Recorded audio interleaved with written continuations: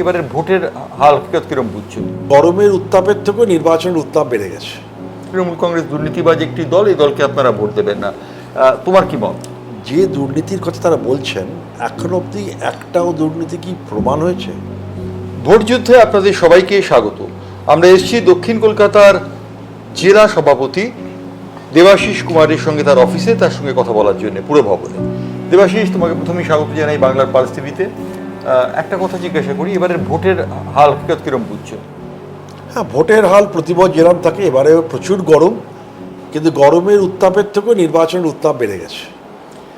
এবারে নির্বাচনের উত্তাপে একটা কথা উঠছে যে বিজেপি তৃণমূল কংগ্রেসের দুর্নীতির ব্যাপারটাকে খুব ফোকাস করছে। তারা বলছে তৃণমূল কংগ্রেস দুর্নীতিবাজ একটি দল, এই দলকে আপনারা ভোট দেবেন না, তোমার কি মত?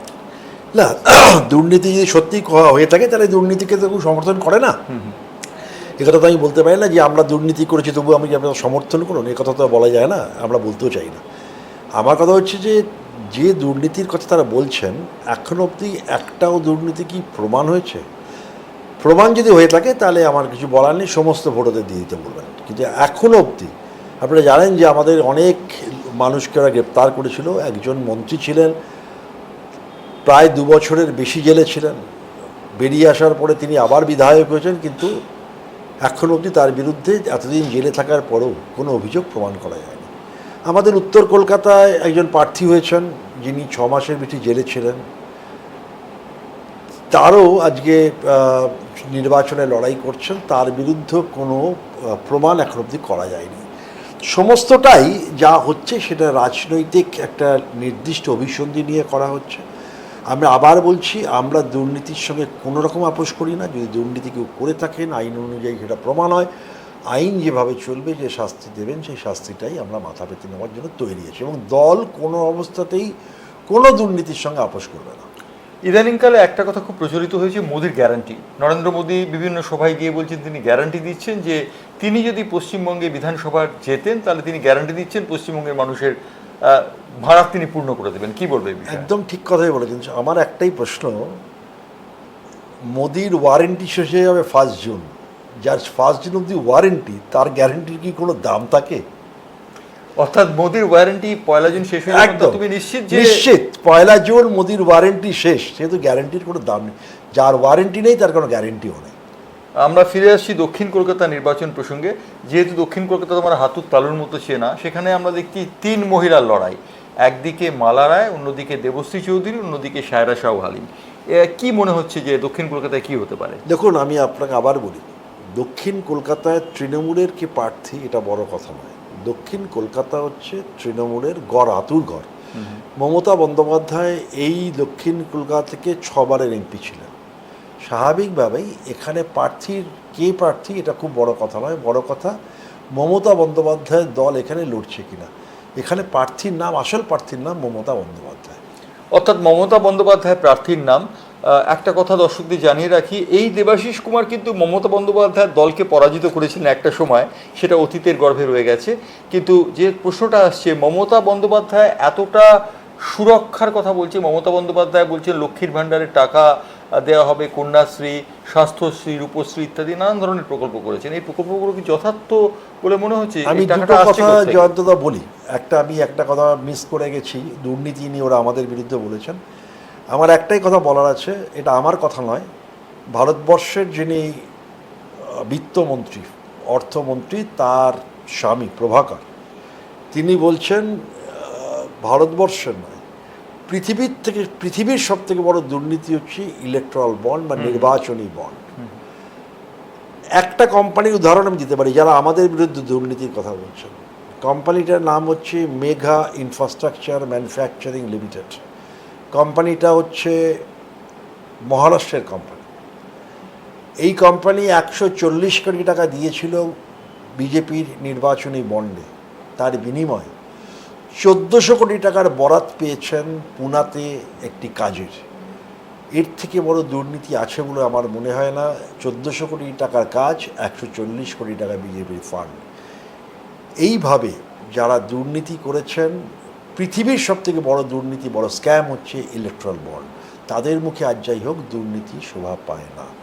ইলেকট্রাল বন্ড নিঃসন্দেহে একটা বড় ইস্যু, এবং ইলেকট্রাল বন্ড নিয়ে বিজেপিকে বিদ্ধ হতে হচ্ছে এই কারণে যে অনেকেই মনে করছেন ইলেকট্রাল বন্ড পৃথিবীর সব থেকে বড় স্ক্যাম, এ বিষয়ে সন্দেহের কোনো অবকাশ নেই। দেবাশী, আর একটা কথা জিজ্ঞেস করি, সেটা হচ্ছে যে মমতা বন্দ্যোপাধ্যায় ফ্যাক্টর, অভিষেক বন্দ্যোপাধ্যায় কতটা ফ্যাক্টর এই নির্বাচনে? দেখুন, এই নির্বাচনে অভিষেক বন্দ্যোপাধ্যায় নিশ্চয়ই একটা বড় ফ্যাক্টর। তার কারণ অভিষেক বন্দ্যোপাধ্যায় যেভাবে এই নির্বাচনের অনেক আগেই বিভিন্ন জেলায় তার কর্মসূচি নিয়ে ঘুরেছেন, যেভাবে নবজোয়ার করেছেন, তাতে নিশ্চয়ই আজকে এই নির্বাচনে অভিষেক বন্দ্যোপাধ্যায়ের আবেদন মানুষের কাছে খুবই গ্রহণযোগ্য। অভিষেক বন্দ্যোপাধ্যায়, মমতা বন্দ্যোপাধ্যায় ছাড়া বলা হয় যে তৃণমূল কংগ্রেসে বাকি যারা রয়েছেন তারা অনেক সময় সঠিকভাবে কাজ করছে না বলে মমতা বন্দ্যোপাধ্যায় মেলাইন হতে হচ্ছে। কি বলবে এই বিষয়ে? দেখুন, এটা তো যদি সত্যি বলতে হয় পুরোটাই যে এটা ভুল, এটা আমি মনে করি না। নিশ্চয়ই আমাদের কারোর আচরণ দলকে কোথাও কোথাও নিশ্চয়ই ক্ষতিগ্রস্ত করেছে, এই নিয়ে কোনো দ্বিমত নেই। এই যে উত্তরবঙ্গ থেকে দক্ষিণবঙ্গ, এই যে পুরো বিস্তীর্ণ এলাকাটা, এই বিস্তীর্ণ এলাকায় তৃণমূল কংগ্রেস ভালো করবে বলে তুমি মনে করছো? উত্তরবঙ্গে বিশেষ করে বিজেপি যখন গতবার ভালো করেছিল। গত বছরের 2019 আর 2024 এক নয়, এবছর আমি নিশ্চিত উত্তরবঙ্গে আমরা গতবারের যে আমাদের রেজাল্ট ছিল, ফলাফল ছিল, তার থেকে অনেক ভালো এবারে হবে। 2021-এর বিধানসভা নির্বাচনে আমরা দেখেছি যে বিজেপি বহিরাগত বেশ কিছু নেতা নেত্রীকে এনে তারা একটা প্রচার করার চেষ্টা করেছিল, কিন্তু 2021-এ মমতা বন্দ্যোপাধ্যায় নিরঙ্কুশ প্রাধান্য ছিল। এবারও কি সেই রকমই একই ব্যাপার হচ্ছে? বিদেশি কি নিজেদের দল বলে মনে করে পশ্চিমবঙ্গের মানুষ? মুশকিল হচ্ছে যে পশ্চিম বাংলার একটা মানুষের নিজস্ব আবেগ আছে। এই বাংলায় বিজেপির সব থেকে আমার মনে হয়েছে, আমি একজন রাজনৈতিক বা রাজনীতির ছাত্র হিসাবে মনে হয়েছে, বিজেপির পশ্চিম বাংলায় সেই অর্থে এখনও নেতৃত্ব তৈরি হয়নি যেটা মানুষের প্রত্যাশা পূরণ করতে পারবে বলে মানুষ বিশ্বাস করে। সেটাই বিজেপির সব থেকে বড় আমার কাছে মনে হয়েছে, তাদের মানে মানুষের কাছে পৌঁছানোর ক্ষেত্রে একটা ব্যারিয়ার তৈরি হয়েছে, একটা বাধা তৈরি হয়েছে। এবং জয়ন্তদা, আপনি একটা কথা বলছিলেন যে ওই মমতা বন্দ্যোপাধ্যায়ের বিভিন্ন প্রকল্পের কথা। আপনি যদি দেখেন যে আজকে মমতা বন্দ্যোপাধ্যায়ের প্রকল্পটা কতটা মানুষ গ্রহণ করেছে, পশ্চিমবাংলাকে দেখে পরবর্তীকালে মধ্যপ্রদেশ থেকে শুরু করে সবাই কিন্তু এই প্রকল্পটা গ্রহণ করার চেষ্টা করছেন। তার কারণ এই প্রকল্পের মধ্যে দিয়ে মমতা, বিশেষ করে লক্ষ্মীর ভাণ্ডার, কন্যাশ্রী, এই ধরনের যে প্রকল্পগুলো মমতা বন্দ্যোপাধ্যায় করেছেন, সেই প্রকল্পগুলো কিন্তু শুধু কিছু আর্থিক সাহায্য নয়, এই প্রকল্পগুলো আমরা যেটা বারবার বলি যে ওম্যান এম্পাওয়ারমেন্ট, এই ওম্যান এম্পাওয়ারমেন্টের কিন্তু একটা হাতিয়ার। সবথেকে বড় কথা, আমি নিজে যেহেতু একদম তৃণমূল স্তরে কাজ করি, আমি দেখেছি এই সামান্য টাকাও এই আমাদের মা বোনেদের কতটা আত্মসম্মান বৃদ্ধি করেছে, সেটা কিন্তু যাদের মাটির সঙ্গে যোগাযোগ নেই তারা বুঝতে পারবেন না। আরেকটা কথা, মমতা বন্দ্যোপাধ্যায়ের এই প্রকল্পগুলো সম্পর্কে বিজেপি সরকার প্রায়ই বলে থাকে বা বিজেপির লোকেরা বলে থাকে এগুলো তাদের প্রকল্প এবং তাদের কাছ থেকে চুরি করে এই প্রকল্পগুলো মমতা বন্দ্যোপাধ্যায় নিয়েছেন। আমি জানি না কোথা থেকে তারা বলছেন। কন্যাশ্রী তো সারা ভারতবর্ষের কোথাও আমি দেখিনি চালু আছে বলে। ওরা বলেন বেটি বাঁচাও বেটি পড়াও। বেটি বাঁচাও বেটি পড়াও, আপনি যদি দেখেন বেটি বাঁচাও বেটি পড়াওতে 100 কোটি টাকা একটা সময় বাজেট ছিল, বরাদ্দ ছিল, তার মধ্যে দেখা গেছে প্রায় 70 থেকে 80 কোটি টাকা বিজ্ঞাপনে খরচা হয়ে গেছে। আর মমতা বন্দ্যোপাধ্যায়ের কন্যাশ্রী কোথায় গেছে সেটা ইউনেস্কো এবং রাষ্ট্রের আমাদের ভারতবর্ষের বাইরে গিয়েও বিভিন্ন রাষ্ট্রের মানুষের সমর্থন এবং এটা আন্তর্জাতিকভাবে এটা স্বীকৃতি পেয়েছে। শুধু কন্যাশ্রী নয়, যে কন্যাশ্রীর যে ফল যেটা হয়েছে যতটা, যদি আপনি তথ্য দিয়ে দেখেন তাহলে মহিলাদের ড্রপ আউট যেভাবে কমে গেছে সেটা কিন্তু একটা নজিরবিহীন ঘটেছে। আগে আমরা এটা দেখতাম যে বাড়িতে যদি কোনো কারণে বাবার আর্থিক টানাটানি থাকতো, হয়তো কোনো কারণে তার কারখানার ওভারটাইম বন্ধ হয়ে গেছে, প্রথমে যে যার পড়াশোনা বন্ধ হতো সেটা হচ্ছে বাড়ির মেয়ে। আজকে কিন্তু বাবার ওভারটাইম চালু আছে কি বন্ধ হচ্ছে বড় কথা নয়, আজ কিন্তু মমতা বন্দ্যোপাধ্যায়ের কন্যাশ্রী সেই মেয়েটাকে পড়াশোনা মানে যাতে করতে পারে তার ব্যবস্থা শুধু করে তাই নয়, যে বাবা মা আগে পড়াতে চাইতো না তারাই এখন উৎসাহ দিয়ে বলে পড়াশোনাটা করো। তার কারণই পড়াশোনাটা শেষ করলে কন্যাশ্রী সাহায্য, এককালীন 25,000 টাকা, এই যে একটা প্রকল্প, এটা মেয়েদের কতটা পড়াশোনার ক্ষেত্রে সাহায্য করেছে সেটা কিন্তু কল্পনাতীত। তুমি যেহেতু একজন সামাজিক মানুষ এবং সমাজের বিভিন্ন ক্ষেত্রে কাজ করে থাকো, ধর্মীয় মেরুকরণের বিষয়টি বিজেপি যেভাবে নিয়ে আসছে সেই বিষয়টিকে সম্পর্কে তোমার কিছু বলার আছে? হিন্দুত্ববাদকে তারা একটা প্রচার করছে যে হিন্দু রাষ্ট্র হবে ভারতবর্ষ, কি মনে হয়?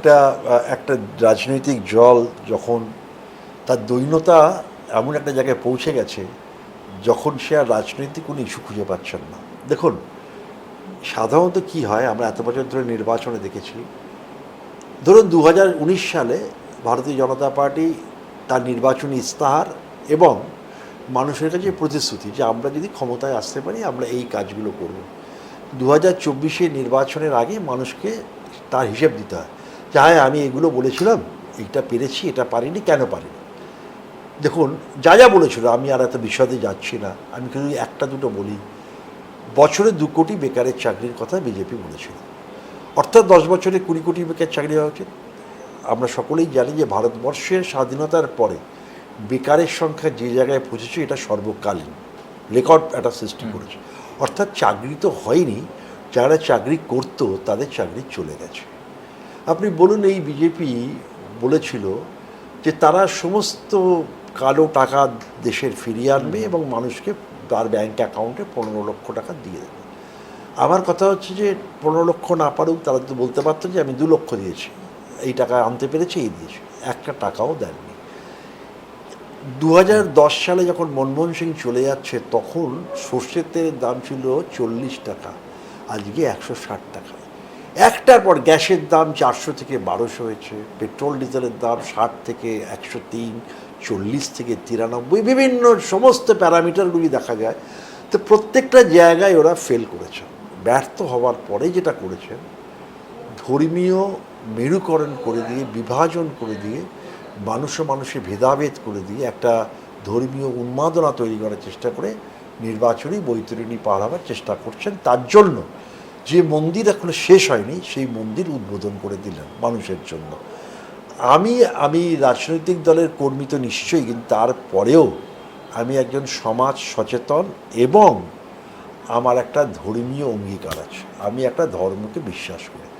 আমি সেই ধর্মের মানুষ হিসাবে আমি মনে করি আমি হিন্দু ধর্মের মানুষ। আমার ধর্ম পৃথিবীর শ্রেষ্ঠ ধর্ম। এই ধর্মকে যারা রাজনীতিতে নিয়ে এসছেন, এই ধর্মকে যারা অসম্মানিত করছেন, আমার একজন ধার্মিক মানুষ হিসেবে আমার দায়িত্ব সেই ধর্মের সম্মানকে ফিরিয়ে আনা। কেন আমি বলছি?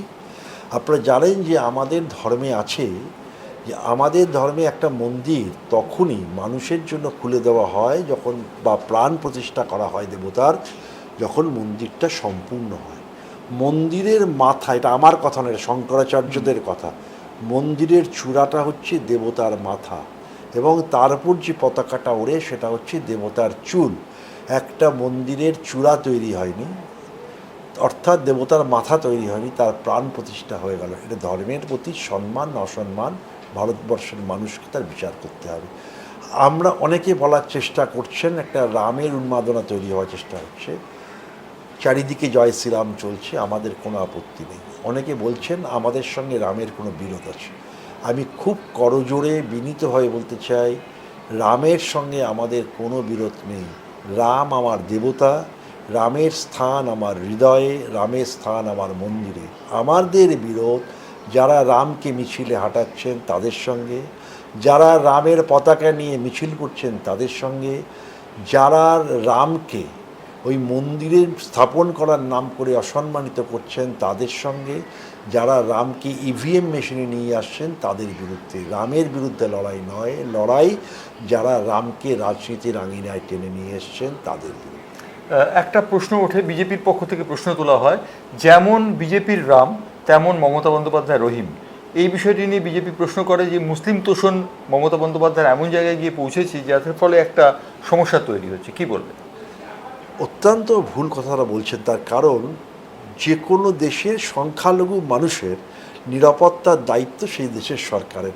যদি সেটাই হয়ে থাকে তাহলে এই যে নতুন করে নাগরিকত্ব বিল নিয়ে এসছেন মোদি সাহেব, সেখানে তিনি কতগুলো দেশের কথা বলেছেন এবং সেখানকার যারা সংখ্যালঘু মানুষ তাদের নিরাপত্তার কথা বলেছেন। তার মানে একটা সচেতন সরকার সংখ্যালঘু মানুষের নিরাপত্তার কথা সবসময় তার ধ্যান এবং ধারণার মধ্যে রাখা উচিত। সেটাই মমতা বন্দ্যোপাধ্যায় করেছেন বা দেশের সরকার যারা আগের যারা সরকার ছিলেন তারা করেছেন। এবং বিশ্বাস, এটা তো আমাদের ভাবতে হবে যে সমস্ত মানুষ, সংখ্যালঘু মানুষ ভারতবর্ষে আছেন তারা কত দয়ায় নেই।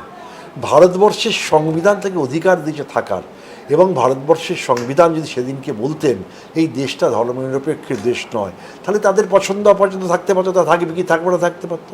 একটা দেশ তার সংবিধান তাকে বলেছে দেশটা সর্বনিরপেক্ষ, এখানে তুমি তোমার নিজের ধর্ম পালনের অধিকার আছে এবং এই তোমার ধর্ম পালনের সঙ্গে অন্য ধর্ম পালনের কোনো সংঘাত নেই, এখানে কেউ ক্লাস 1 সিটিজেন কেউ ক্লাস 2 সিটিজেন থাকতে পারবে না, সবাই সমান। তাহলে আমরা যেটা বারবার বলছি, আমরা সংবিধানের মান্যতার কথা বলছি, আর যারা এই মুসলিম তোষণের কথা বলছেন তারা সংবিধানকে লঙ্ঘন করছে। আর একটা পুনশ্চ বলে একটা শেষ প্রশ্ন করি। অমিত শাহ গতকাল একটি সভায় বলেছেন যে তিনি এনডিএ যদি ক্ষমতায় আসে বিজেপি নেতৃত্বাধীন, তাহলে তারা গরু জবাই করা বন্ধ করে দেবেন, গরু পাচার করা বন্ধ করে দেবেন এবং সমস্ত জায়গায় মন্দির স্থাপন করবেন। কি বলবেন?